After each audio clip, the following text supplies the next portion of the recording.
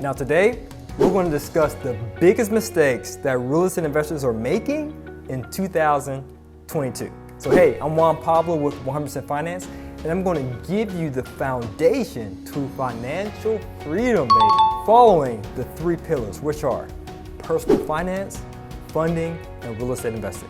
So without further ado, let's jump into the topic.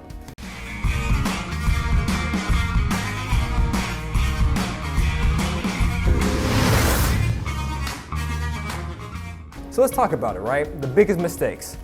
Of course, there could be a plethora of mistakes that people are making, especially if you're just getting started, right? And there's one quote by Albert Einstein. He's notably a smart guy, but he mentioned that a person who doesn't make mistakes is a person who doesn't try anything new. So if you're trying something new for the first time, if it's real estate investing, whether it's writing the book, whether it's crypto, stocks, bonds, whatever you're trying for the first time, you're going to make some mistakes. So we also want to make sure that you set your expectations right to begin with. So speaking of expectations, that's the first mistake I see many investors make in 2022.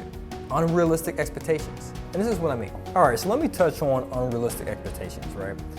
In today's climate, in 2022, as you're probably aware, interest rates are rising.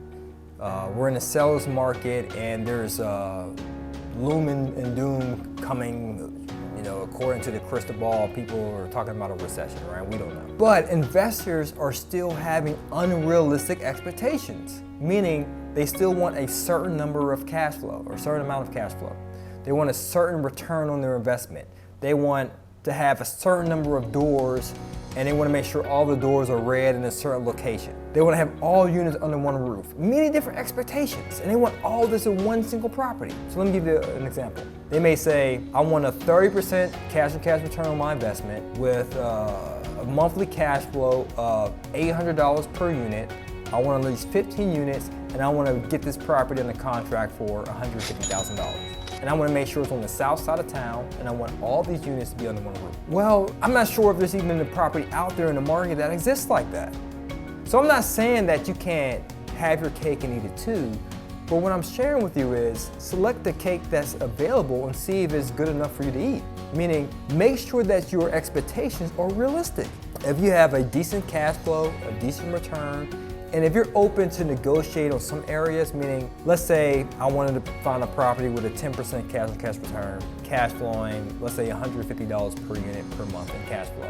Now, my agent provided me with a property in which it's a 6-unit, all units under one roof, and let's say it's $35,000 per unit to buy it, cool, I'll be down with that. But if she gave me a different deal in which it produced the same cash flow and the same return, but instead of it being 6 units, there's 6 single-family properties for the same number of, for the same price point, $35,000 per unit, I might be up for it. Or let's say it's not a 6-unit, let's say it's a 4-unit. Sure, it's not multifamily, but the numbers still work. So I want to make sure you don't make that big mistake that many investors are making right now, by making sure you have realistic expectations. So the second biggest mistake that I see real estate investors are making in 2022, they're waiting for the perfect weather to plant. What do I mean by that? As I just shared, the climate is changing. Whether it's a recession, the interest rates, sellers markets, buyers market, and so forth. So many people are saying, you know what? Let me wait until X to invest. Let me wait until the market changes from a seller's market to a buyer's market. Or let me wait until interest rates go on decline. Let me wait until some other outside circumstance, some other economic condition happens before I invest. And guess what ends up happening? You buy 0 properties in 2022. That's the biggest mistake. You're waiting for the perfect weather, the perfect conditions to plant, to invest. And guess what? We live in an imperfect world. So being that we live in an imperfect world, why do we expect for all conditions to be perfect in order to invest? It's illogical. And if you occupy that mindset, you too will have 0 properties acquired in 2022. And that, my friend, is a huge mistake. Now that leads me to my third point. So speaking of weather, let's say the weather isn't perfect. Let's say there's a storm outside. It's raining cats and dogs. The sky is falling. When this happens, many people think that, everything is supposed to be smooth sailing. perfect sailing, right? To the point when a storm does come, they want to jump ship. But that's not how real estate investing works. That's not how entrepreneurship works. If you're scared of the boat rocking a little bit, then you might want to revert back to what's safe and comfortable and remain at your 9 to 5. Now I know that sounds harsh, but it's the truth, right? Because many investors, they get a property under contract, and when the boat shakes a little bit, meaning, oh no, there's a lot of repairs needed for this property. Oh no, I discovered that Unit B and Unit D is in David are vacant. Or oh no, I realized there's some issues with the roof or the foundation. Or the seller didn't want to accept my credits for due diligence. So as a result of the storm not being perfect, they want to jump ship. Let me get out the deal. You know what? I want to cancel the contract. No. It's one of my favorite quotes. Limitations are the birthplace of creativity. So when you're faced with a limitation, such as the seller's not accepting my credits, I've discovered there's some issues with the property, because it goes back to the last point, right? Not every property is going to be perfect. Unless you're buying a property that's in new construction, then yes, you can expect it to be in pristine condition. But if you're buying a property with tenants already in it and the owner owned it for several years, decades even, expect some repairs. The property's not going to be perfect.